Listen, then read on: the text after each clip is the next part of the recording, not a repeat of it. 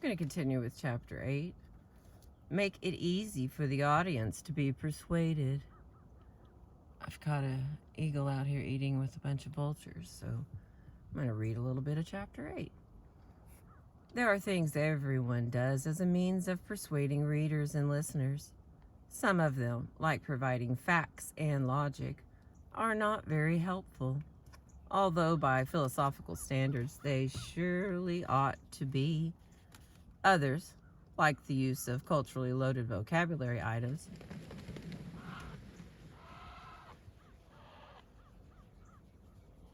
I guess then the eagle left, he upset everybody. Interesting. I'm glad we caught that. That's just like a whole bunch of catfish that it looks like they're eating. All right, back to the thing. Sorry we lost some of our eagle, but I see a lot more birds coming and going. Maybe it'll work out for us. You see all the birds. Okay, let's see, where was I? Although by philosophical standards they surely ought to be. Others, like the use of culturally loaded vocabulary items that can be counted on to trigger particular emotions in the group, are highly reliable, although by philosophical standards they should not be so effective with rational adults. Beyond those traditional tools, there are two useful linguistic patterns: normalizations and factives. They represent a single familiar communication strategy that you've seen before in the gentle art syntonics system. Use presumptions to convey chunks of meaning that you do not want to make open claims for. This is exactly the same strategy people misuse in verbal attack patterns, but for quite different reasons. People who confront you with verbal attack patterns want to persuade you to give them your full attention, or as long as they can keep the confrontation going. They do their best to cause you pain, not because they are sadistic, but because they are no good at getting attention by causing pleasure. They could care less whether you are convinced of the content of the attacks. When this strategy is used as part of a public language, however, its primary purpose is to persuade people to accept the content of the speech or the written piece. Nominalizations.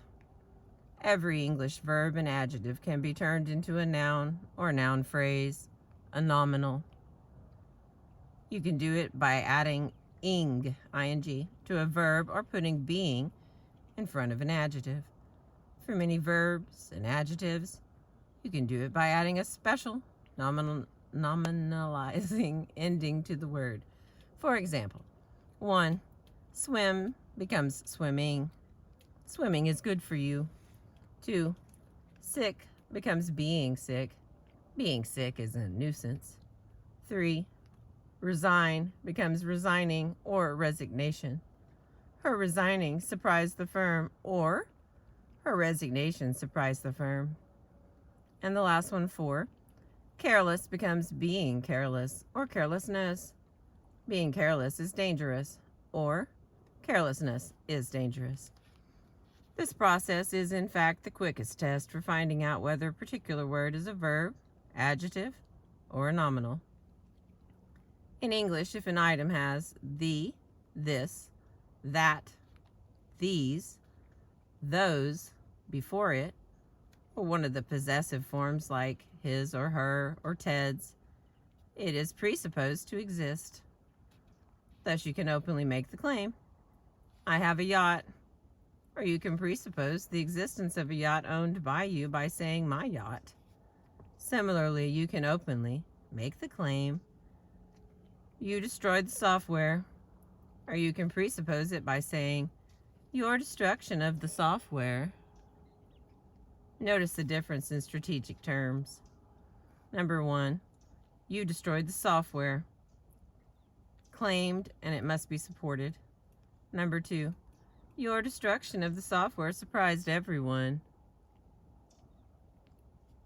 It presupposes that you destroyed the software, and it claims that this surprised everyone.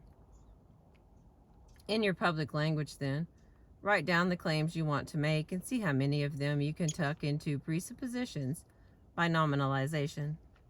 Instead of saying, "We have succeeded and it makes us very proud," say, "Our success makes us very proud," which presupposes the success and only claims the pride. Instead of saying, "We discovered the cure for syndrome Q," say, "Our discovery of the cure for syndrome Q, ... and finish the sentence with something innocuous. Suppose you need to persuade people of 5 separate presuppositions. Separate propositions. If you can presuppose 4 of them, that leaves you free to concentrate on the 5th and make it your focus. People may still challenge your presupposed claims, but it's more complicated for them than challenging an open claim, and thus is less likely. That is why politicians on the campaign trail say, "My opponent's inability to understand X endangers this brave nation," instead of "My opponent doesn't understand X, which endangers this brave nation." Especially in speech when the language goes by so fast, the audience is likely to accept such presupposed chunks without question. 9 times out of 10, your audience will accept that sentence about your opponent as a sentence about whether the inability to understand X is a danger to America or not. They will stop to question the claim hidden in the presupposition. You can strengthen these presuppositions considerably by adding a descriptive word or a phrase to the pattern. "You are late" is an open claim. "Your lateness surprises me" presupposes you are late and claims only that it surprises me. "Your chronic lateness surprises me" presupposes not only you are late, but also you are late all the time. "Your chronic unexplained lateness" adds, "You never have any explanation for why you are late." With each increasing layer of presupposition, it becomes harder to get at the original claim. You are late.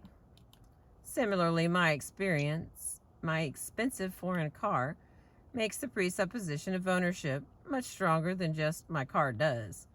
My expensive foreign car with the mag wheels makes it even more likely that there really is such a car. Car is already a noun and freely available for this strategy. The process of nominalization makes it possible for you to achieve the same effect with verbs and adjectives. Factives, it says, next section. English verbs and adjectives are either factive or non-factive. When you use a factive and follow it with an embedded sentence, a sentence inside a larger sentence, the embedded sentence is presupposed to be true. This is not as complicated as it sounds. Look at the following examples. I knew the stock was a good buy. I didn't know the stock was a good buy. Because know is factive, it makes no difference whether you say you did know or you didn't know. The embedded sentence, the stock was a good buy, is presupposed to be true. Contrast this with, I thought the stock was a good buy. I didn't think the stock was a good buy. Notice what happened. When you made the verb think negative, the sentence, the stock was a good buy, was no longer presupposed to be true. This tells you that think is not a factive verb. Using a factive verb before a sentence lets you shelter it so that it is less vulnerable to attack. That's what makes regret so useful. Any statement you claim to regret is presupposed to be true, as in we regret that all the tickets have already been sold. To test a verb for factive status, just put it into the pattern shown in the examples above. If the embedded sentence continues to feel true even when you make the verb negative, that is a factive verb. A group of physicians once asked me for help with a common problem. Suppose you are a rheumatologist, and another doctor in town who is in a different medical specialty calls you up and tells you, I've got a patient with rheumatoid arthritis in my office, and asks you which of two drugs you recommend. Now you have a problem, and it's not that you can't make the requested recommendation. The problem is that you don't trust your colleague to diagnose RA correctly, but you can't say so without giving offense. The solution is to use the factive, be aware. You say, as you are aware, Dr. Jones, many conditions can be mistaken for rheumatoid arthritis, and then go on to add the needed information. Use the same strategy in addressing an audience when you want them to be persuaded to accept some claim. Tell them you know they are already aware of it. Say, as you are all aware. Say, as every thinking person knows, and then assert your claim. You may have a completely confident leveler in the audience who comes right back at you with, wait a minute, this thinking person does not know, whatever it was. But completely confident levelers are rare. Most of the time, that won't happen.